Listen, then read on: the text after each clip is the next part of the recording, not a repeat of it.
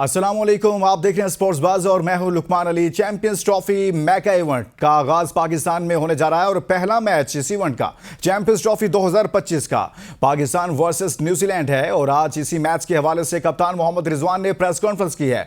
बहुत सारे सवाल उठ रहे थे कि हारिस रऊफ फिट होंगे या नहीं होंगे।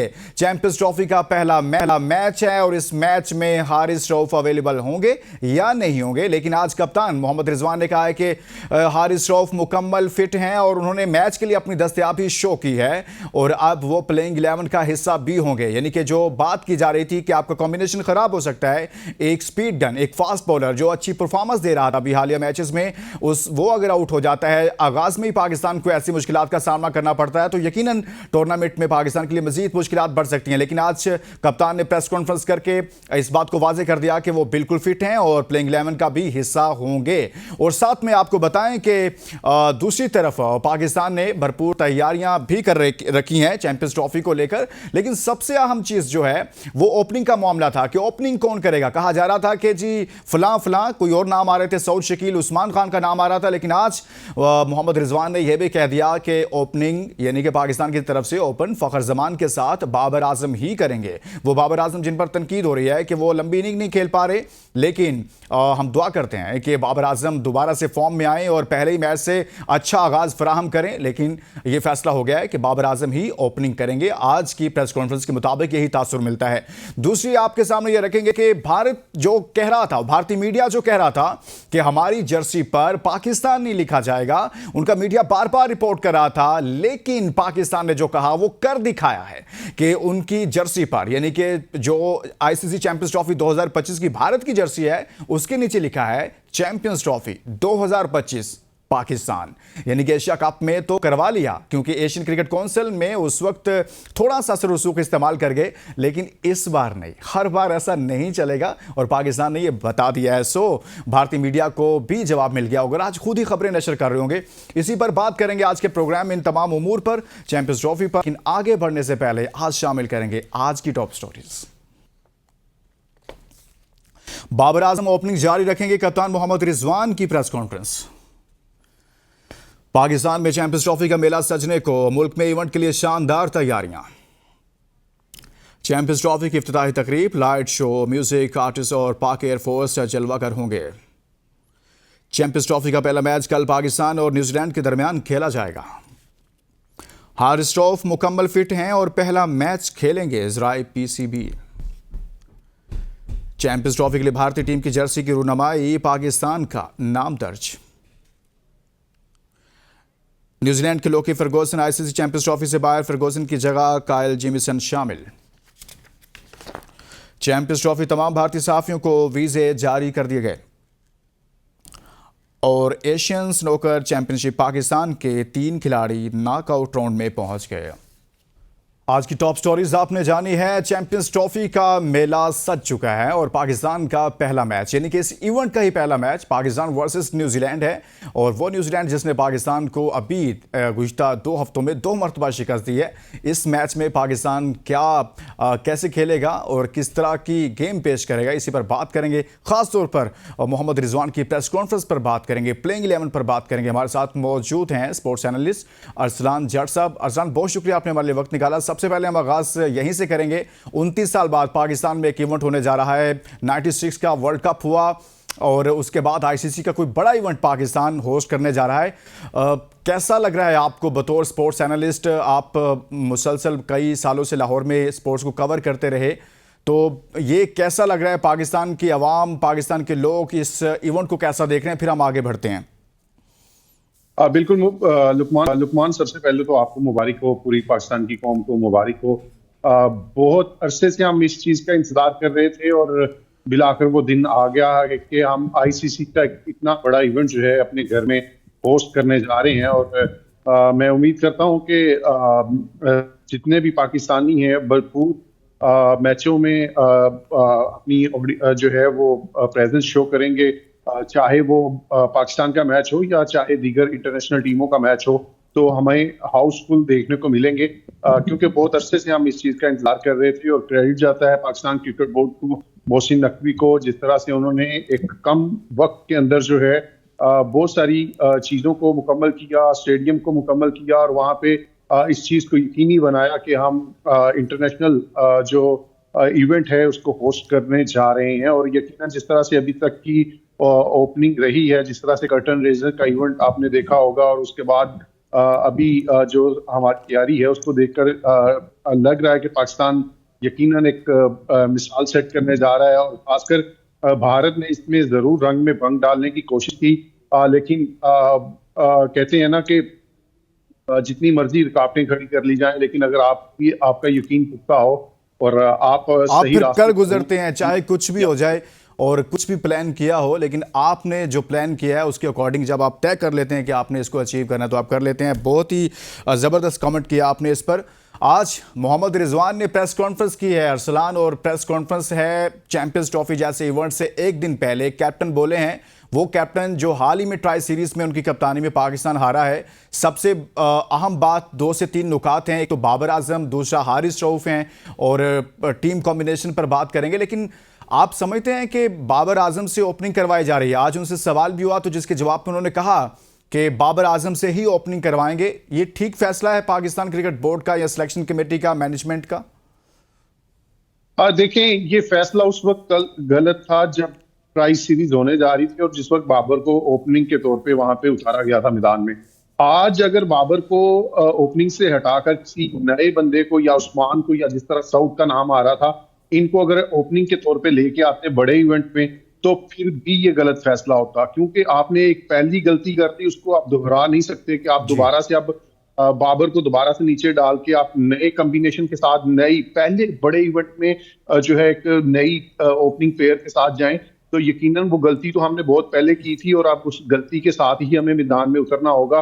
तो मुझे लगता है कि रिजवान ने आज जो ये कहा है ठीक कहा है, क्योंकि अगर बाबर को अब ओपनिंग के जो है उस स्लॉट से हटा दिया जाता तो मुझे लगता है ये टीम मैनेजमेंट की एक और बड़ी गलती होती। उसकी रीजन ये है कि आपने जहां पे ट्राई करने की बारी थी, जहां पे बाबर को या किसी और साउथ को, उस्मान को आप ट्राई कर सकते थे, वहां पे आपने नहीं किया। वहां पे आपने 3 मैचेस खेले और वहां पे आपने सिर्फ बाबर को ही मौका दिया।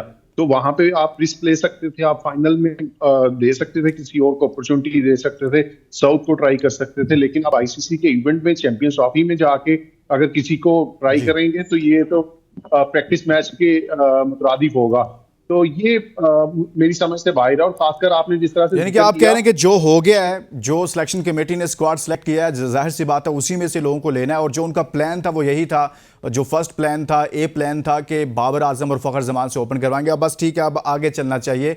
लेकिन बाबर की जो परफॉर्मेंस है वो बड़ा कंसर्न शो कर रही है कि मेरे ख्याल में 62 रन किए हैं उन्होंने बतौर ओपनर अभी लास्ट 3 मैचेस में।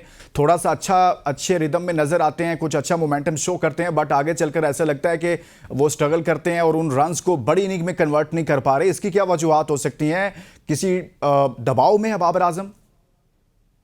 देखिए, डेफिनेटली दबाव में तो हैं, और मुझे लगता है बाबर का सबसे बड़ा इशू भी यही है कि वो किसी और से डिस्कस भी करना नहीं चाह रहे। वो उनके साथ जो प्रॉब्लम चल रही हैं तो उसमें कोई बात नहीं है कि वो किसी एक्स लेजेंड के साथ, मोहम्मद यूसुफ, यूनुस खान, इंजमाम, इतने बड़े नाम हैं, उनके साथ अगर किसी एक के साथ भी थोड़ा वक्त गुजार लेंगे, उनसे अपनी बहुत है ना सर, जरूरत नहीं है। लेकिन वो हो नहीं रहा। ऐसा नहीं होता कि आप जब भी सीरीज से या किसी भी अपनी असाइनमेंट से फ्री हूं और आप क्रिकेट एकेडमी में चला जाएं और वहां पे सिर्फ थ्रो बॉल पे प्रैक्टिस करते रहें, तो इस तरह से प्रॉब्लम जो है या इस तरह से चीजें सॉर्ट आउट नहीं होती। अगर आपके साथ कुछ इशू चल रहा है तो उस इशू को डिस्कस किया जा सकता है, अपने सीनियर्स के साथ, उनके साथ बात की जा सकती है। लेकिन ऐसा नहीं है। जहां तक मुझे लग रहा है कि बाबर जब भी सीरीज से फ्री होते हैं या किसी भी असाइनमेंट से फ्री होते हैं तो उसके बाद वो क्रिकेट एकेडमी का जरूर दूसरे दिन ही रुख कर लेते हैं। और हमें इस तरह की खबर भी देखने को मिलती है कि बाबर घर पहुंचे ही जो है क्रिकेट एकेडमी में आगे दूसरे दिन। लेकिन क्रिकेट एकेडमी में सिर्फ थ्रो बॉल करवाने से जो है, वो प्रैक्टिस करने से या 2-2, 3-3 घंटे नेट्स में रहने से। अरसलान जाट साहब से गुफ्तगू का सिलसिला जारी है, लेकिन यहां शामिल करेंगे एक ब्रेक। स्टे विद अस।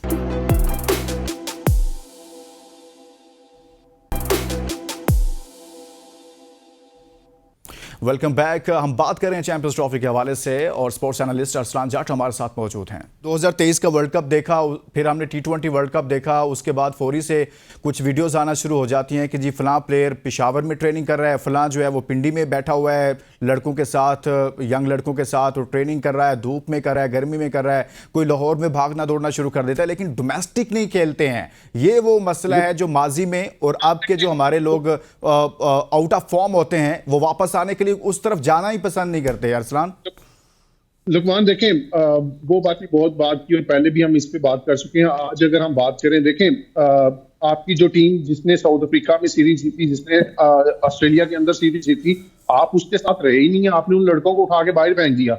आपने इरफान नियाजी को फेंका, आपने सुफियान मुकीम को फेंका, उसके अलावा अब्दुल्ला शफीक थे, ठीक है, उनकी performance up to the mark नहीं थी। और जिस तरह से साइम अयूब इंजर्ड हुए, तो साइम अयूब की इंजरी के बाद जो है वहां पकड़ आ सकते थे बासानी। तो आपने खुद जो है वो चीजों को इस तरह से मैनिपुलेट कर दिया, इस तरह से एकदम से शिफ्ट कर दिया। फहीम अशरफ को, खुशदिल शाह को, एक थर्ड क्लास जो एक लीग है BPL, उसकी बुनियाद पे आप उठा के उन्हें जो है वो टीम में ले आए। चलिए अरसलान, इसको आसान करते हैं। फहीम अशरफ साहब के कल के मैच में, लास्ट मैच आपने उनका देखा, उनकी परफॉर्मेंस भी देखी जो भी है, और स्क्वाड को सामने रखते हुए प्लेइंग 11 बनती है। इस प्लेइंग 11 में फहीम अशरफ साहब कहीं पर एडजस्ट होते हैं अरसलान जट साहब? और देखिए, मजबूरी है, एडजस्ट होते इसलिए नजर आ रहे हैं, मुझे इसलिए नजर आ रहे हैं कि देखें, आपने पिछले कुछ अरसे से, खासकर जब से आकिब आए हैं, मैंने देखा कि वो एक 7-4 का कॉम्बिनेशन लेके बैठ गए हैं। तो बड़े इवेंट में आप 7-4 से नहीं जा सकते, आप पार्ट टाइमर बॉलर्स के ऊपर जो है वो रिलाई नहीं कर सकते। उसका खमियाजा हमने पहले कई बार भुगता है। जी जी। हमने भारत खिलाफ जो है वो इंटरनेशनल T20 वर्ल्ड कप में भी भुगता, उसके अलावा इंग्लैंड के खिलाफ फाइनल में T20 वर्ल्ड कप में भी भुगता, कि जहां हम एक बॉलर के साथ कम गए। तो आज भी जो है वो पाकिस्तान टीम पिछले कुछ मैचेस में हम देख रहे थे कि एक बॉलर के साथ कम आ रही है, वो रिलाई कर रही है खुशदिल शाह पे और सलमान अली आगा पे। लेकिन जब आपने जो है वो बड़े इवेंट में जाना है, और खासकर भारत जैसी टीम के साथ दुबई में खेलना है, और दुबई की विकेट ऐसी है कि जहां पे हमेशा जो है वो फंसती है गेम, वहां पे बैटर्स के लिए आसान नहीं होता स्कोर करना। तो मुझे लगता है जो एक 7-4 का एक कॉम्बिनेशन बना के चल रहे थे, तो उसमें आप जिस तरह की पाकिस्तान टीम की, आप कह रहे हैं कि एक स्पिनर और हो जाता। बहुत सारे लोग ये बात कर रहे थे, वसीम अकरम इस पर बोले, मीडिया इस पर बात कर रहा था, आप जैसे और बहुत सारे दोस्त बात कर रहे थे, हम कर रहे थे, लेकिन जो तक नहीं रहेंगी सिलेक्शन कमेटी पर, जो कहा वो करके दिखा दिया। लेकिन अल्लाह करे कि उनके फैसलों में बेहतरी साबित हो, कि वो पाकिस्तान के लिए बेहतर साबित हो। अरसलान, हारिस रऊफ की काफ़ी ज़्यादा बात हो रही थी कि Haris Rauf muscle strain, chest muscle strain का उनके साथ मामला दरपेश आया, और बाज़ लोग कहते हैं कि 6 हफ्ते दरकार होते हैं इब्तदाई तौर पर उस मुकम्मल रिकवर करने के लिए। लेकिन आज रिजवान कह रहे थे कि जी हारिस रऊफ साहब मुकम्मल फिट हो चुके हैं और उन्होंने अपनी दस्तयाबी शो कर दी है। ऐसे ही है कि आपके ज़राए क्या बता रहे हैं कि हारिस कंप्लीट फिट हैं 100%? देखें लुकमान, 80% तो वो जो है रिजवान भी कह रहे हैं, और मुझे लगता है कि आपको जिस तरह की पाकिस्तान की परफॉर्मेंस है बॉलर्स की इस वक्त, नसीम शाह जो है वो स्ट्रगल कर रहे हैं पुरानी बॉल पे, शहीन स्ट्रगल कर रहे हैं पुरानी बॉल पे, स्कोर पड़ रहा है दोनों को। उसके बाद अगर हारिस रऊफ इस वक्त वाहिद ऐसी ऑप्शन है जो आपको डेथ ओवर्स में या पुरानी बॉल के साथ आपको कहीं ना कहीं सपोर्ट दे रहे हैं, आल्दो कि उन्हें भी रन समटाइम बहुत ज्यादा पड़ते हैं। लेकिन इस बड़े इवेंट में जहाँ पे नसीम और शहीन स्ट्रगल कर रहे हैं, तो उस दौरान हारिस का होना बहुत जरूरी है। तो अब अगर टीम मैनेजमेंट उन पे कॉन्फिडेंस शो करती है और समझती है कि वो इस काबिल हैं और उनकी फिटनेस जो है वो 100% है, तो डेफिनेटली उसके साथ जाना पड़ेगा, मजबूरी है, उनको शामिल करना चाहिए। लेकिन अरसलान, दूसरे एंड पर हम जब देखते हैं कि एक अनफिट प्लेयर को, जैसे वो कह रहे हैं कि मैं फिट हूं, तो हम भी मानते हैं, आप भी मानते हैं, ठीक है वो फिट हैं, लेकिन हम तस्वीर का दूसरा रुख देखते हैं जिसमें अगर कोई अनफिट प्लेयर, यानी कि वो मुकम्मल फिट नहीं है और वो फास्ट बॉलर है, स्पीड गन है, उसकी स्पेशलिटी ये है कि वो तेज बॉल करता है, तेज रनअप के साथ करता है, तो वो अगर 100% फिट नहीं होगा तो ये ना हो कि 6 से 7 ओवर्स वो करवाएं, उसके बाद फिर पवेलियन वापस जाना पड़े और फिर उनके जो बाकी के ओवर हैं वो पार्ट टाइम बॉलर्स करवा रहे हों और उसका खुमियाजा पाकिस्तान भुगते। और इससे पहले ऐसे हुआ, आपको याद होगा T20 वर्ल्ड कप में शाहीन के साथ ऐसा हुआ, एशिया कप में नसीम के साथ ऐसा हुआ और पाकिस्तान को उसकी भारी कीमत अदा करना पड़ी। सो इस मामले को सिलेक्शन कमेटी को बहुत गौर से देखना चाहिए। देखिए, आकिब जावेद बैठे हैं और आकिब जावेद बेहतर हारिस रऊफ सबसे ज्यादा अगर ट्रस्ट करते हैं उन्हीं पे करते हैं, तो यकीनन वो इन सारी चीजों को देख रहे होंगे और यकीनन इन चीजों को असेस भी किया जा रहा होगा। लेकिन आपने अभी रिसेंटली देखा, जिस तरह से आपने बात की ना कि हम किसी और ऑप्शन, हमारे पास ऑप्शन हमने खुद ही लिमिटेड कर दी। आपने अभी रिसेंट देखा 3 शहीन्स की टीमें बनाई जो वार्म अप मैचेस खेल रही थी इंटरनेशल टीमों के साथ, और तीनों टीमों ने जबरदस्त परफॉर्म किया और मैचेस जीते। अफगानिस्तान के खिलाफ, बांग्लादेश के खिलाफ भी जीते, और कल जिस तरह साउथ अफ्रीका के अगेंस्ट भी शहीन्स ने परफॉर्म किया। तो वो तमाम लड़के आप देख रहे हैं कि वो इस मेजर टीम, जो मेन टीम है हमारी, उससे भी अच्छा परफॉर्म कर रहे हैं। लेकिन हुआ क्या कि अब हमने अपने आप को इतना लिमिटेड कर लिया, हमारे पास टाइम नहीं है कि हम जो है वो चेंजिंग कर सकें, इस एंड मोमेंट पे आके हम किसी और को इंक्लूड कर सकें। तो जो हमारे पास चीजें थी, जो जो रिसोर्सेज थे, हमने उन्हीं के साथ मैदान में आना है। और यकीनन मैं होपफुल हूँ, यकीनन कॉन्फिडेंस भी देना होगा टीम को। आल्दो के रिजवान ने, सलमान अली आगा ने और इन लोगों ने अभी तक जितनी प्रेस कॉन्फ्रेंस की है, वहां पे ये बता दिया कि हमसे ज्यादा उम्मीदें ना लगाई जाए। खासकर चलें चलें अरसलान, हम होपफुल हैं, और चूंकि इवेंट का आगाज़ हो रहा है तो अपनी टीम को बैक भी करेंगे, लेकिन जहां पर अच्छा नहीं खेलेंगे वहां पर बात भी करेंगे, सवाल भी उठाएंगे। पहले भी हमने ऐसा किया है, बात करते हैं, सवाल उठाते हैं, जाहिर सी बात है पूरी कौम देख रही होती है। लेकिन मैं अगर आपके सामने रखूं 2017 की चैंपियंस ट्रॉफी का स्क्वाड, या फिर वो टीम, वो प्लेइंग 11, और आज का स्क्वाड 2025 का वो इवेंट जो पाकिस्तान में हो रहा है, दोनों के स्क्वाड में 2017-2025 में कौन सा स्क्वाड आपको ज्यादा बेहतर नजर आता है? कि वो स्क्वाड थोड़ा कमजोर था लेकिन उसने टूर्नामेंट जीत लिया, ये स्क्वाड मजबूत था लेकिन इस पर तनकीद हो रही है, क्या है, या बैलेंस है? देखिए, मुझे लगता है वो स्क्वाड कदरे एक फॉर्म में था, प्लेयर्स थे जो वो बहुत जेल थे सरफराज की कप्तानी में, जिस तरह से। और खासकर हालांकि हमने उस टूर्नामेंट में भी शुरू में बहुत स्ट्रगल किया, श्रीलंका के खिलाफ हारा हुआ मैच जीत के हम जो है वो सेमीफाइनल में पहुंचे थे। तो यूं उसकी प्लेइंग 11 को देखा जाए, वहां पे हफीज, शुएब मलिक, अजहर अली जैसे एक्सपीरियंस प्लेयर मौजूद थे। लेकिन यहाँ पर हमने देखा कि पिछले 1-2 साल से जिन लड़कों के साथ हम खेलते चले आ रहे थे, जिनके साथ तैयारी करके आ रहे थे, हमने एंड टाइम पे जब चैंपियंस ट्रॉफी का टाइम आया तो हमने सारे के सारे वो लड़के उतार दिए मैदान में जो पहले कई कई अरसे से टीम के साथ नहीं थे। आप सारा कॉम्बिनेशन उठा के देखिएगा, जिसमें एक तो ऐसा प्लेयर भी है जिसने डेब्यू अभी तक ओडीआई में नहीं किया, लेकिन वो आईसीसी चैंपियंस ट्रॉफी के इवेंट में टीम में सिलेक्ट हो गया। फखर जमान को आपने बिला वजह इतने अरसा जो है वो ओडीआई के पास नहीं आने दिया, उसे टीम से बाहर रखा, और आपको जब एन वक्त जरूरत अच्छा, पड़ी ये तो जो आपने बात की है ना कि एक प्लेयर जिसने डेब्यू ही नहीं किया, यार ये कहाँ से आ गए हैं? क्या परफॉर्मेंस है? T20 के लिए उनको रखा गया था, पीएसएल में कुछ परफॉर्म किया, लेकर आए, लेकिन T20 वर्ल्ड कप में भी उन्होंने कोई पाकिस्तान को मैच नहीं जितवाया, कोई परफॉर्मेंस नहीं है, और फिर आपने डायरेक्ट, यानी कि वो डेब्यू ही चैंपियंस ट्रॉफी में करेंगे अगर उनको कोई मैच मिलता है, तो ये गलत नहीं फैसला? इसी तरफ आपका जो है वो ध्यान लाना चाह रहा हूँ कि देखें, पिछले कुछ अरसे में पाकिस्तान टीम एक अजीबोगरीब फैसले करते हैं। जहाँ पे उस कंपैरिजन की आप बात करते हैं तो उन लड़कों का एक ये था कि वो तसलसल के साथ खेलते हुए एक इवेंट में गए थे। यहाँ पे आप कोई भी नाम उठा ले, कोई भी नाम उठा ले, आप बाबर आजम की बात करते हैं तो बाबर ने तो 3 मैचेस खेले हैं, आपने अभी जो ओपनिंग के स्लॉट पे खेले हैं। उसके बाद अगर आप खुशदिल की बात कर लें, फहीम की बात कर लें, ये वो तमाम लड़के हैं जो पिछला एक साल जो है वो आपकी ओडीआई टीम से दूर रहे हैं। फखर जमान दूर रहे हैं, तो उस्मान खान जिन्होंने अभी तक ओडीआई में डेब्यू नहीं किया, वो आपकी टीम का हिस्सा हैं। तैयब ताहर को आपने बहुत अच्छा टीम से अलग किए रखा। तो ये तमाम चीजें आपको देखनी होंगी, और खासकर जो साउथ शकील जिस पे आप रिलाई कर रहे हो, जिसको आप 3 नंबर पे लेके आ रहे हो, आपने साउथ अफ्रीका सीरीज के खिलाफ इसी टीम मैनेजमेंट ने उसे बाहर कर दिया कि वो ओडीआई का जो है वो एडजस्ट ही नहीं हो रहा, ओडीआई का वो लड़का ही नहीं है। राकिब जावेद उसके बारे में जो बातें करते रहे कि उसके तो हाथ बहुत छोटे हैं, वो 6 भी नहीं लगा सकता। तो अब आपने मेन इवेंट में उठा के उसे जो है वो टीम के अंदर ले आए, तो आप यहाँ से हमारी तैयारी का अंदाजा लगा सकते हैं। लेकिन मैं फिर कहूंगा कि अभी सब ये बातें जो हैं हमने बहुत पहले से भी रेज की थी, क्वेश्चन रेज किए थे, आप भी कर रहे हैं, लेकिन अब क्योंकि टीम इवेंट के हम अंदर कल के मैच पर कुछ बात कर लेते हैं। लास्ट कमेंट करें कि न्यूजीलैंड जीतेगा या फिर पाकिस्तान? अरसलान जट। देखिए, मुझे लगता है पाकिस्तान, एक तो होम क्राउड का एडवांटेज होगा, होम ग्राउंड का एडवांटेज होगा, और न्यूजीलैंड आल्दो के वो सीरीज जरूर जीती है, फाइनल भी हमसे जीती है, और उसने अभी रिसेंट हमें दोनों मैचेस हराए भी हैं इस सीरीज में। लेकिन मुझे आप लगता कह रहे है हैं कि पाकिस्तान जीतेगा पाकिस्तान। बहुत बहुत शुक्रिया, अरसलान जाट साहब हमारे साथ मौजूद थे और हमने बात चैंपियंस ट्रॉफी का आगाज हो रहा है। पहला मैच इस इवेंट का, इस मेगा इवेंट का पाकिस्तान वर्सेस न्यूजीलैंड है और अरसलान जाट साहब कह रहे हैं कि पाकिस्तान जीतेगा। हम भी दुआ को हैं कि पाकिस्तान जीते और अपनी जीत के साथ इस इवेंट का आगाज करे। इसके साथ ही इजाज़त दीजिए और अपना बहुत सारा ख्याल रखिए। अल्लाह हाफिज़।